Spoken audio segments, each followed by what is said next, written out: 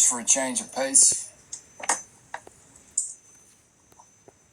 Thanks to you guys who were listening in. I didn't really promote this. I just come on here sometimes, play some songs from my office. You can see the books in the background.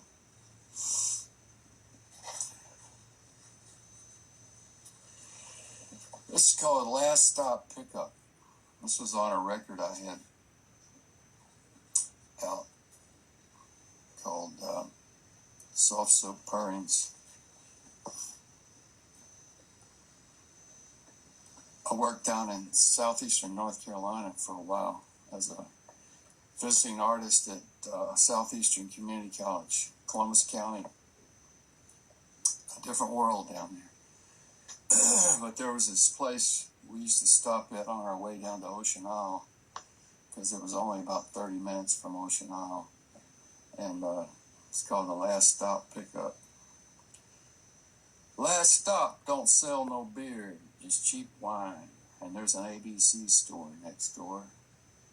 Headed to Ocean Isle for the day, and I wish I had a tape of Jimmy Rogers or Sparkplug Smith for the road to help me forget the crackerjack ram-riding real estate agent I just talked to. Lord have mercy, let us throw down this evening after work.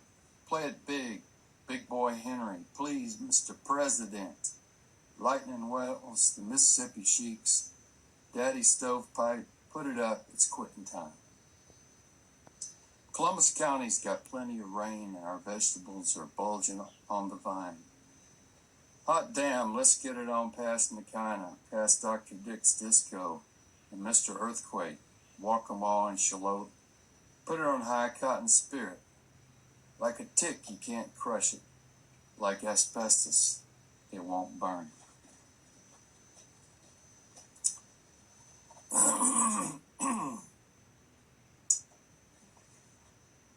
There's a place called the Weymouth Mansion down in Southern Pines, and they used to have writers come and stay there for a week. They give them a residency to write, and I stayed there 1 week and wrote some songs and poems while I was there. Sam Reagan used to live there before he passed. He was the poet laureate of North Carolina. So this is called Writer's Block at Weymouth. The Boyd family owned this mansion where I sit scribbling. Everything is perfectly quiet and the towels are clean and the tub water is lukewarm, but I can't write. Maybe it's thoughts of the one who jumped out of a second-story window so drunk and limp he didn't hurt himself on the rose bushes, or the lady who blew her brains out in the room next door long ago, or the noises down the hall late at night that I can't explain, or the missing candy bars in the refrigerator, or rumors of the couple who held a seance by candlelight in the great room trying to raise the dead writing pornography. The longleaf pines shimmy in the sand hills to the music of a soft summer breeze, and a red cockaded woodpecker in a weeping cherry tree sings a lonesome song. I've met the poet laureate, and I've meditated with the goldfish in the garden pond. I can only resharpen my pencils, crack open a black label, and wait for Ms. Muse to arrive.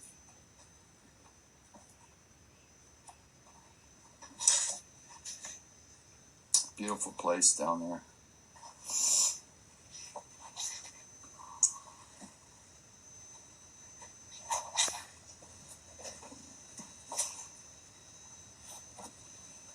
I'll read one more poem. This was on a record that I made two records with Scott Sawyer and Jason Richmond producing. This one was called Still Looking Up at the Stars, was the album, and this poem was on that record with instrumentation Scott Sawyer arranged. It's called Ransom Notes. It's for a beloved friend of the Greensburg community who was foully murdered. Ransom notes. As I write these ransom notes for my friend Billy, who has passed on, I listen to Donna the Buffalo singing a tribute to Billy. Everything seems to want to hurt this time, sings Jeb per year, and everything seems to hurt today with the sad news. Young Billy Hobbs, a.k.a. Hobo Billy, ransom notes, ransom, Billy the Chair, the grassroots Buddha, coulda, shoulda, woulda. I remember Billy Hobbs in the early 70s hanging out on Tate Street in a black leather motorcycle jacket, jeans, and long curly black hair.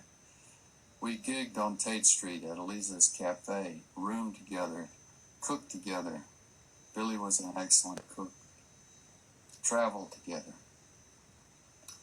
We hitched to California and then on another occasion rode in Billy's ambulance home to San Diego to visit a friend. Along I-40 crossing Texas, we took a wrong turn and ended up in Juarez. We were waved on through the customs going in, but stopped on the way out. Billy climbed from the ambulance with his pet boa wrapped around his shoulders, so we got searched. Billy and I were once picked up and arrested for hitchhiking on the interstate outside Petersburg, Virginia.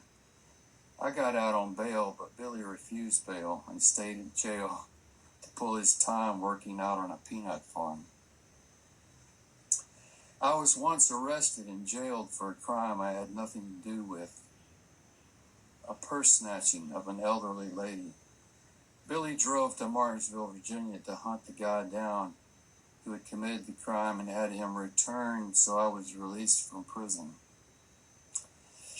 Billy was a lovable, gentle soul who saved my bacon on several occasions, a good friend and companion. He once opened up his shotgun shack house to me and the poet Jim Young. We both needed a place to crash, and Billy made room for us to both sleep on the floor for months. I hope these notes are payment enough to redeem my captive friend and obtain his release. Billy Ransom never tried that hard to make it to the main stage. He was too busy backstage. Adios, my friend. I'll see you backstage when I get there. Okay.